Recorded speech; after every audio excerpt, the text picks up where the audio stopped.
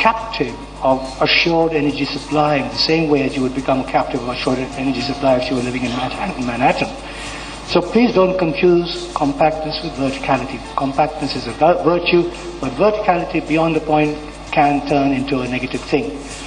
Rohit, coming to you, how do you really look at the issue of cities and city governance, and what do you think are the challenges within this country? I think living as I do in Noida and having some understanding of city governance right next to our doorstep, including in the towns of Greater Noida and others, which eminent folks sitting here in the audience might know. There is a clear situation on hand. There's a tremendous market, there's a pressure, but look at the practical situation. You cannot mutate land in Noida. So therefore, unnecessarily, people are either living on power of attorney, which is not the right way. It is unethical to have a holding which you don't sort of have in your name, or they are spreading pretty deep into the back and beyond. And some of the more fortunate people, I include myself here, are living in single-storied, large consumption houses, so to speak, from the perspective that was just heard about water, electricity, and so on and so forth. So I don't think there is any real reason why right next to Delhi, with its scarcity of land and resources, a satellite town like Noida or Greater Noida should not allow a specific thing like mutation. Similarly, in the arena of eminent domain, I think a lot has been written about, and this whole abuse of the emergency clause is certainly being done by the state. And there should have been no reason why land should be taken in by use of the public service emergency clause eminent domain powers, which we inherited from our colonial masters and carried on with it nonchalantly.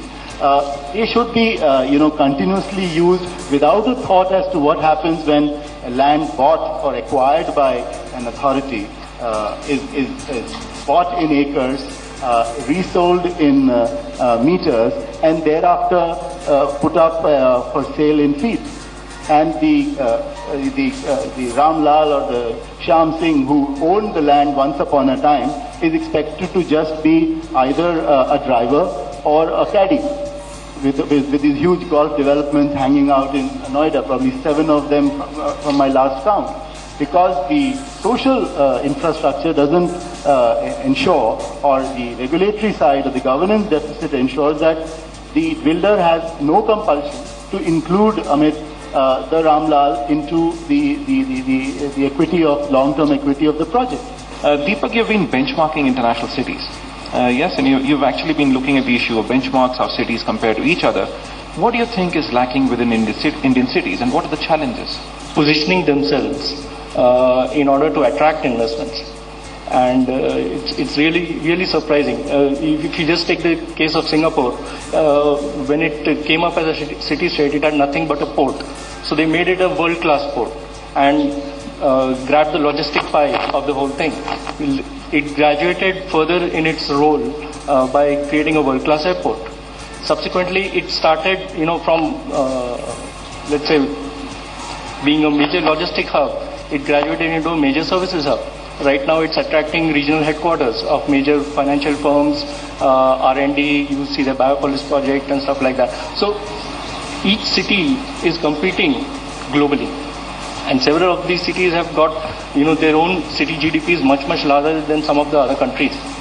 So, ultimately, cities and the people managing the cities and how they govern it will really be crucial to attract investments. How do you think governance and the governance deficit can actually be done away with?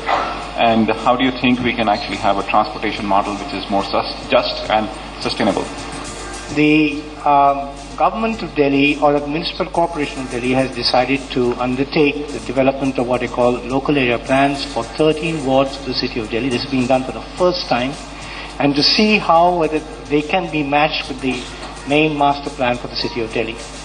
This process has just started. I happen to be one of the teams working on 3 of those, and what we are finding is that this is a place where the citizenry begins to demand governance.